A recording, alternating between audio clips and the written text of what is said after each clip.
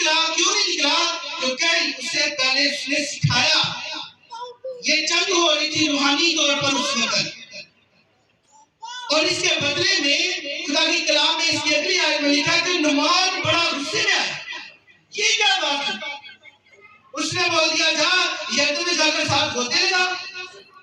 مجھے تو یہ کھڑا کہ وہ باہر آتا، میرے لیے اپنے خدا سے دعائیں کرتا، اور جہاں جہاں پر مسئلہ تھا ہاتھ لگاتا اور مجھے شفا دیتا.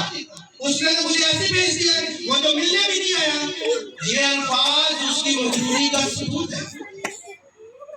کتنوں کو میری بات کی سمجھ آ رہی ہے؟ ہلیلویا ہلیلویا ہلیلویا. اور یہ بات ہم آج بھی سوچتے ہیں. بے شک میں نہیں سوچتا ہوں، آپ نہیں سوچ ہوں گے، لیکن ہم ایسے لوگوں سے ملے ہوں گے جو ایسی باتیں سوچتے ہیں. یہ کیا بات ہوئی؟ انہوں نے تو کہا ہی نہیں، وہ تو آئی نہیں. میں نے تو بڑا کہا تھا آؤ بھائی مجھ سے ملنے کے لیے آؤ، وہ تو آئی نہیں. اس طرح سے بڑی چیزیں ہیں جو ہماری زندگیوں میں جگہ بنا چکی ہیں، اور وہ جگہ جو ہے ہمارے ایمان کو نہ صرف کمزور بلکہ ایمان کو ختم کرنے کا ذریعہ بنا. ابھی اس شخص کے اندر ایمان نہیں ہے، ابھی یہ اپنی اسی خماری کے اندر ہے، ابھی تک اس پوائنٹ تک وہ اسی خماری میں ہے. اور مزے کی بات، اس کے ملازم نے کہا اے آقا وہ نبی ہے، اگر تجھے کوئی بڑا کام کرنے کو بولتا تب بھی تو تمہیں کرنے کا نا. چھوٹا سے جو کام ہے جا کر ساتھ گوتے ہی مارنے، جا کے مار لے.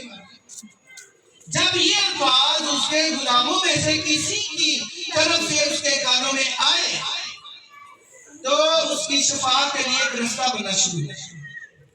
اس کو سمجھ آ گئی اور ان لفظوں پر غور کرتے ہوئے وہ یردن کی طرف چل پڑا.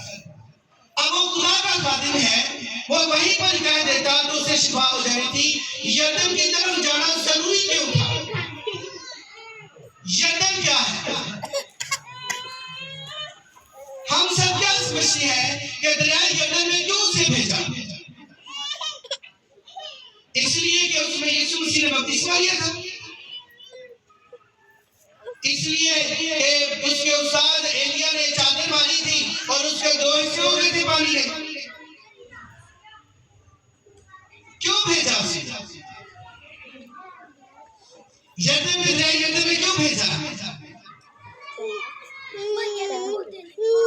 اس لیے بھیجا. میں آپ کو پہلے بتا دوں دریا یردن کیا ہے. گلیل کا سمندر جو ہے، گلیل کا سمندر یعنی جھیل ہے بہت بڑی، اور بائبل مقدس میں اسے سمندر کہا گیا ہے. اس کی زمین یہاں تک